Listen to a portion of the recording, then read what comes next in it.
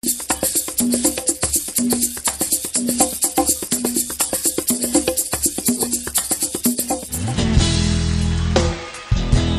36 km d'Abidjan, la sous-préfecture de Brofodomé vit au rythme de la fabrication de l'atiké, semoule de manioc très prisé en Côte d'Ivoire. Ici, ce sont les femmes qui sont au premier plan. C'est en groupe que les femmes exercent l'activité dans les villages du sud du pays. Le manioc est épluché, broyé et mélangé à une petite quantité de manioc auparavant fermenté. Puis, la pâte ainsi obtenue est mise à nouveau à fermenter pendant 1 à 2 jours. Au bout du temps de fermentation, la pâte est essorée, tamisée, séchée et vannée, puis mise à cuire à la vapeur. Après quelques minutes de cuisson, l'atiké est prête à être consommée. L'activité est rentable en Côte d'Ivoire et même sur le marché européen où l'atiké présenté correctement selon les standards internationaux peut être vendu à 2 €, soit 1200 francs CFA l'unité. Ce qui fait environ 10 fois le prix d'achat pour la même quantité en Côte d'Ivoire. Seulement voici, la fabrication de l'atiké se fait dans des conditions difficiles.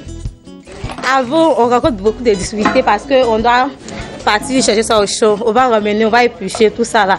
Après, on va presser, puis essayer de tamiser, puis préparer maintenant. Pour presser aussi, ça nous fatigue parce qu'on fait ça à la main, donc ça nous fatigue aussi. Éplucher aussi, ça nous fatigue parce qu'on est obligé d'éplucher ça nous-mêmes.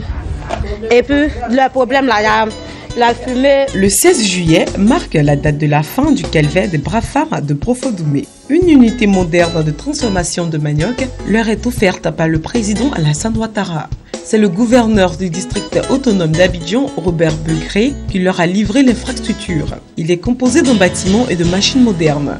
Nous puissions apporter aux communautés villageoises tous les moyens nécessaires pour permettre qu'on améliore les conditions de vie de nos populations dans les villages. Dans ces villages, nous avons donc réalisé cette unité de production de l'atiké. L'unité, à proprement parler, fait 50 millions. Tous les éléments annexes que nous avons apportés font à peu près 30 millions.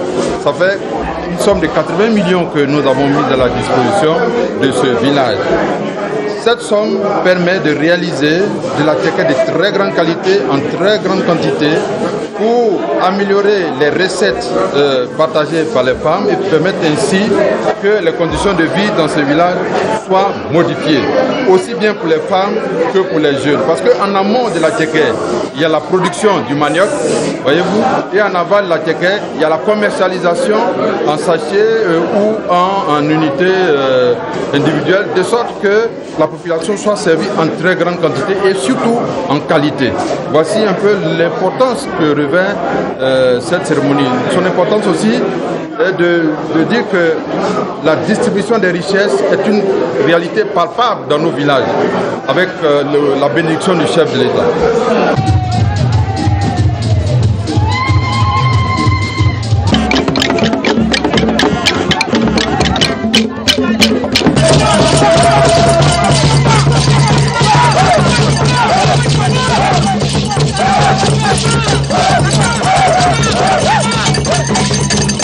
C'est une grande joie et pour tout le groupe, parce que depuis fort longtemps nous attendons cela.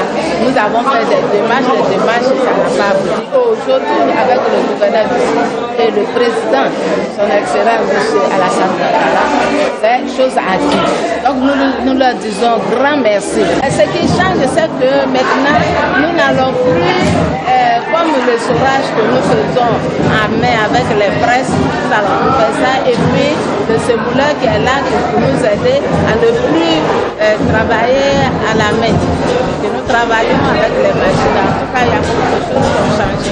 Le coût de l'unité de transformation de manioc en atiké de Brofodomé s'élève à 80 millions de francs CFA. Elle permet de produire 1000 kg d'atiké par jour à raison de 15 heures de travail. L'unité de transformation de manioc en atiké de Brofodomé est la 3e du genre après celle de Sangonka Assemblée et d'Adiamé Binjarville.